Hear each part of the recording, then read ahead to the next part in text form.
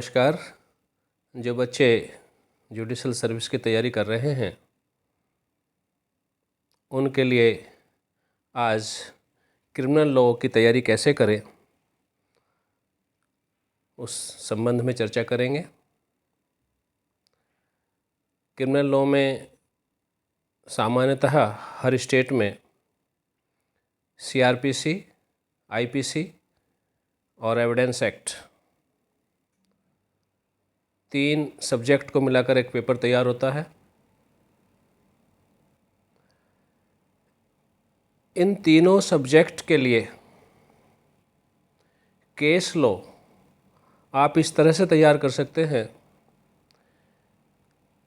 कि एक ही case law किसी न किसी क्वेश्चन में CRPC में सेट हो जाए और वही केस लॉ IPC में किसी क्वेश्चन के आंसर में लिखा जाए और वही केस लॉ एविडेंस एक्ट के किसी क्वेश्चन में लिखा जाए। जैसे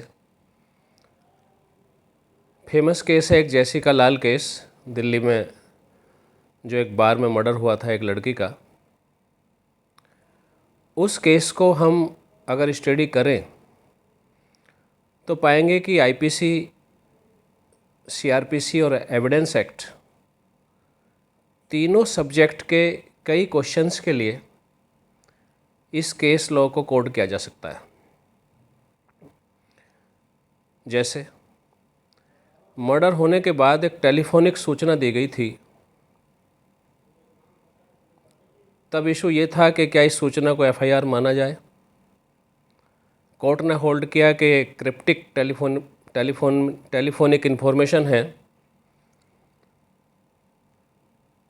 इसको FIR कंसिडर नहीं किया जा सकता, क्योंकि इसका ऑब्जेक्ट केवल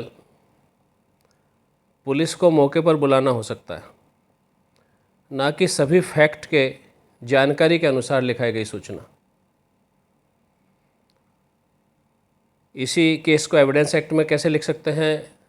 सेक्शन 9 में डॉग आइडेंटिफिकेशन यानी मुलजिम की पहचान कोर्ट के कटघरे में भी की जा सकती है। जिस आदमी ने मुलजिम को घटना के समय देखा है घटना स्थल पर, अगर पुलिस ने आइडेंटिफिकेशन परेड नहीं कराई है तब मुलजिम को कोर्ट के कटघरे में यानी कि डॉग आइडेंटिफिकेशन भी किया जा सकता है। इस केस में ऐसा ही हुआ था। लास्ट मोमेंट पर एक सज्जन मौके पर गए थे जिन्होंने 2 ग्लास एक साथ ड्रिंक्स के लिए थे।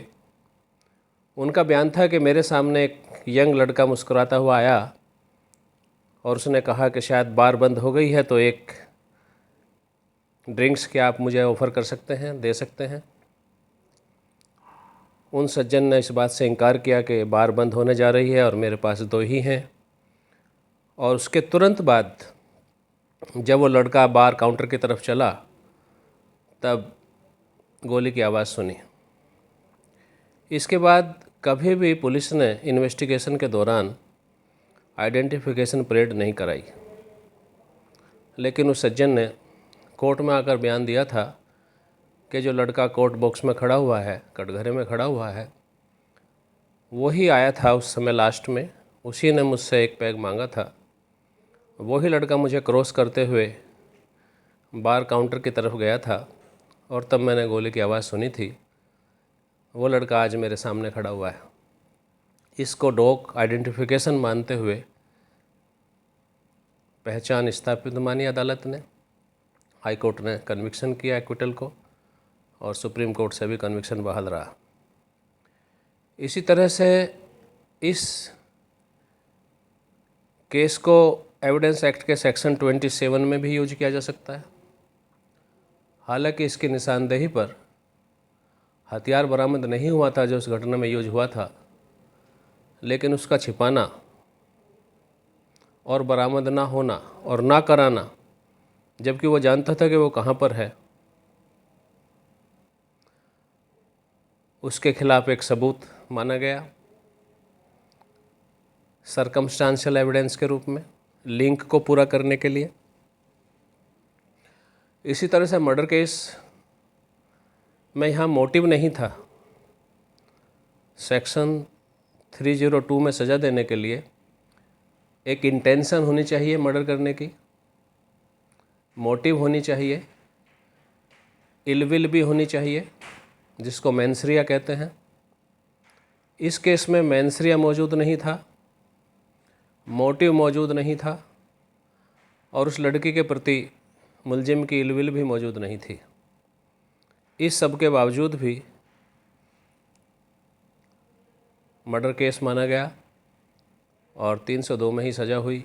किसी भी तरह का कोई डिफेंस यानी कि कोई एक्सेप्शन क्लाउज इस केस में लागू नहीं हुई।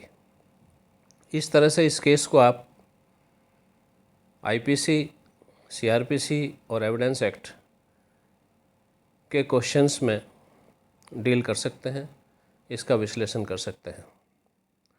ऐसे अनेक, चूँकि शॉर्ट टाइम है जो आपको मैं मैसेज दे रहा हूँ, ये ऐसे अनेक केस मिलेंगे आपको, डिटेल में आपको नहीं बताया जा सकता, जिनकी चर्चा आप तीनों सब्जेक्ट के क्वेश्चंस में कर सकते हैं।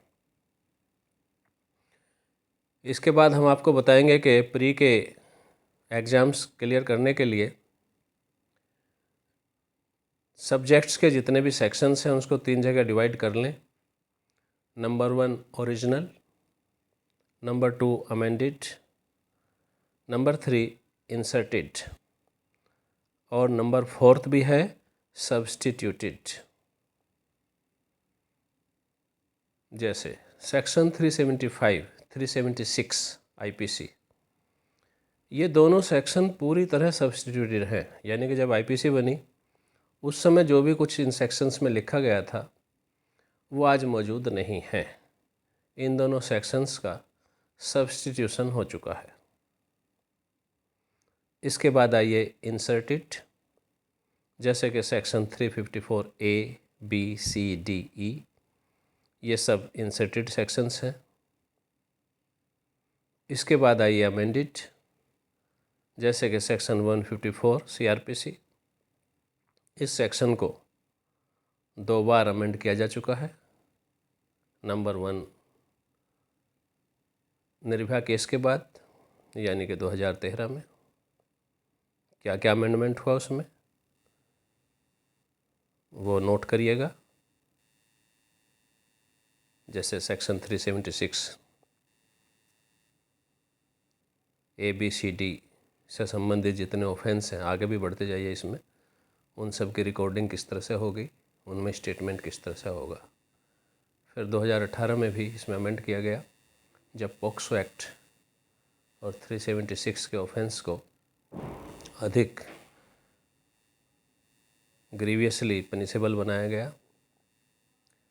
तो अमेंडमेंट कब हुए, डेट ऑफ इन्फोर्समेंट क्या है, और अमेंडमेंट का सब्जेक्ट क्या है, ये तीनों टॉपिक याद होने चाहिए, ए, बी, सी करके।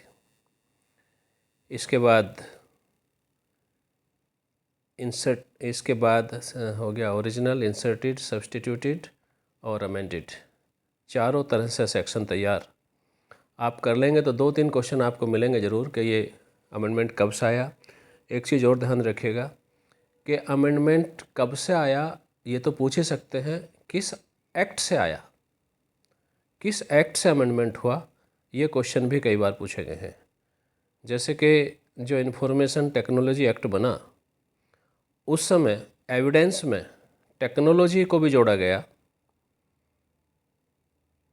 तो वो अमेंडमेंट सारे जो टेक्नोलॉजी एक्ट से जोड़े गए हैं वहाँ लिखना है, वहाँ उसके सामने नोट करना है आपको कि ये अमेंडमेंट टेक्नोलॉजी एक्ट से आया है। ऐसे ही 2013 में यानी कि निर्भया कांड के बाद जो अमेंडमेंट्स आए हैं वो क्रिमिनल अमेंडमेंट एक्ट्स से जो है इंसर्ट हुए हैं या अमेंड हुए हैं या सब्स्टिट्यूट हुए हैं, वो उनके सामने लिखना है। हर टॉपिक्स पर जो मेन टॉपिक्स हैं उन सभी पर जो बेस लॉ थे जहाँ से वो तैयार हुए और लेटेस्ट पोजीशन तक 2021 तक के केस आपको तैयार करने हैं। जैसे कि आर्टिकल 32(1) यानी कि डीडी डीडी पर आपको पकला नारायण स्वामी से लेना है। पकला नारायण स्वामी जो अपने घर से कहकर निकले थे कि पकला नारायण स्वामी केस में जिनका मर्डर हुआ था, वो अपने घर से कहकर निकले थे कि किसी से कुछ पैसे उधार लेने हैं, जो उधार लिए थे उनको लेने जाना है, और उसके बाद उनकी डेड बॉडी मिली थी।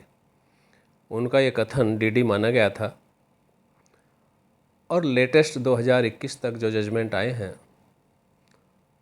उनमें से कोई एक अच्छा जजमेंट आप छांट सकते हैं, और ऐसा जजमेंट निकालिए जो आर्टिकल 32 के साथ साथ सीआरपीसी के किसी प्रोविज़न में भी चालू हो जाए, और आईपीसी के अलावा एविडेंस एक्ट के किसी केस में भी उसको लिखा जा सके। धन्यवाद।